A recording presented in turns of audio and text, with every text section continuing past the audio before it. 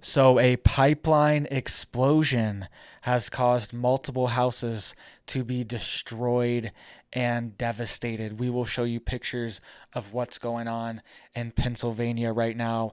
Also, a multi state pipeline supplying oil from North Carolina to New York has been shut down from a oil leak. So let's get into all this news here because lots of big stuff's happening. So officials still working to determine cause of Port Richmond explosion that injured 5. This was in Pennsylvania over the past couple days. A massive explosion, and they were saying it was a pipeline explosion, a gas leak initially, but now they were having trouble finding any gas leaks in the area. All right, so it's one of these things. Initial reports are saying a pipeline leak, but further investigation, they are not sure what happened. So let's get into pictures here, and then we will get into the details of this multi-state pipeline that has been shut down too, that provides over 800,000 barrels of oil per day. So we can see here devastation for multiple houses were destroyed from this explosion. And we can see here from the headline, it says no natural gas leaks in the area. They said that they haven't investigated directly near the house because of all the rubbish and all the debris. They cannot directly get to the pipelines right under the house, but they're saying in the area they haven't found any other leaks, which is good. But look at this devastation here, and I'm going to give you some tips here on what you can do if you are trapped in this, all right? Because there have been people that have survived up to 27 days buried in this rubbish when there's been building collapses and things like this. Up to 27 days people have survived, all right?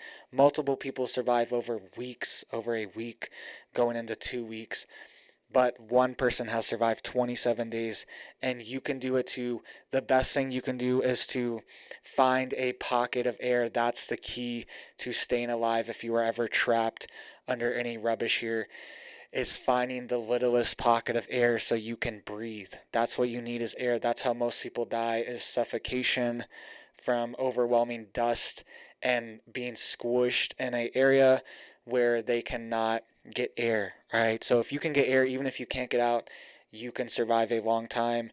And there's been people that have been in there for weeks, and after clearing debris for weeks, they finally find people, all right? So this is a developing situation in Pennsylvania. This is right outside Philadelphia, and multiple houses were devastated here. And you can see there's tarps on the roof, boarded up windows. People's houses were destroyed from this all around. So it's more than just these two houses here on the corner. All around houses were damaged from this as well. And they're saying that they typically search for 5 days to 10 days. And if they don't find people for a couple days, then the UN typically calls off their searches. Do you guys remember this search here, or this building collapse here in Florida last year? All right.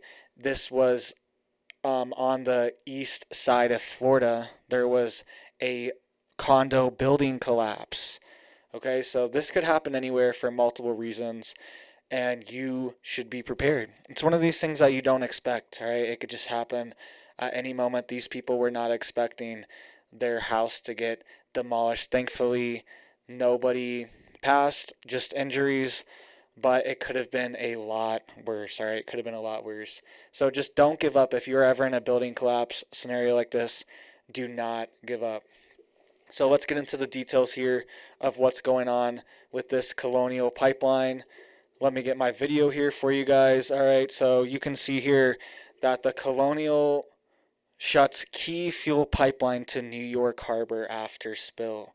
Colonial Pipeline Co. halted operations on a critical conduit that supplies fuel to the U.S. Northeast, the latest disruption to energy flows following an outage to the Keystone Oil Pipeline last month. So lots of pipeline leaks. What's going on?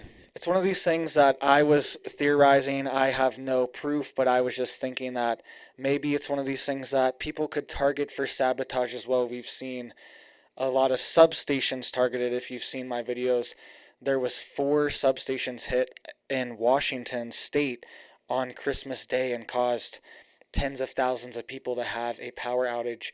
Is this one of these things where pipelines can be targeted too? What if somebody just shoots out a pipeline and pierces it and causes leaks, or I don't know.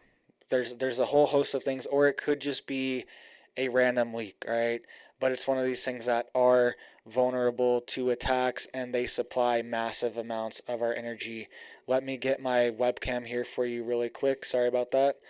Colonial's Line 3 transport refined products such as distillates and gasoline to the New York Harbor market from Greensboro, North Carolina. So this supplies supports too for international markets as well.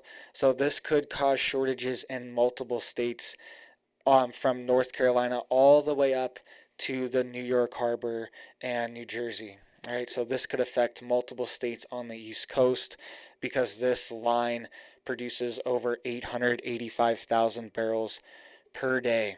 All right, so it says it's part of a broader system that supplies fuel to the eastern U.S. The system's key gasoline conduit was shut for nearly a week in 2021 after a cyber attack. I remember that. There was lots of gas shortages in Florida, right? In rural areas in Florida, there was lots of shortages. The incident follows the outage to TC Energy Corp's Keystone Pipeline after the biggest onshore oil spill since 2010. The conduit, which can deliver as much as 600,000 barrels per day of Canadian crude into the Midwest, once fully returned to service last week. So they're talking about the Keystone supplies 600, but this Colonial supplies 885,000 barrels. So as soon as we get the Keystone back on, another leak happens and another pipeline is shut down. What's going on here? Let me know what you guys think. Colonial didn't provide the cause of the leak or the volume that was discharged from line 3, although it did say that the impact had been contained within its own properties. All right, so that's a good thing at least, because this Kansas one, Keystone Pipeline, affected a lot of people's homes, even though it was rural and a lot of creeks and the environment around it. So this is good that it has been contained to their property, but what is this going to mean for fuel prices and fuel availability on the East Coast? So let me know what you guys think about this. Stating pipeline news here, pipeline explosions and pipeline leaks and shutdowns. All right, if you're ever trapped into that rubble, guys, do not give up. They were saying one of the biggest factors is willpower. A lot of people just give up, that perish in these situations. They just give up. They just say, I'm trapped. This is it. It's over. But if you can find a little pocket of air to breathe 27 days, I'm telling you, this guy survived 27 days, and tons of people, tons have survived over a week buried in this rubble. So don't give up. It's one of these, it might be like a challenge, like sit in rubble for a week, all right? One of these challenge videos here, but you can survive. It's worth it, and you need to have the will. They were saying a lot of it's just willpower. All right, so keep that willpower up. Hit that thumbs up. Hit that like. Hit that sub. I hope you guys have a big old blessed day. Thank you.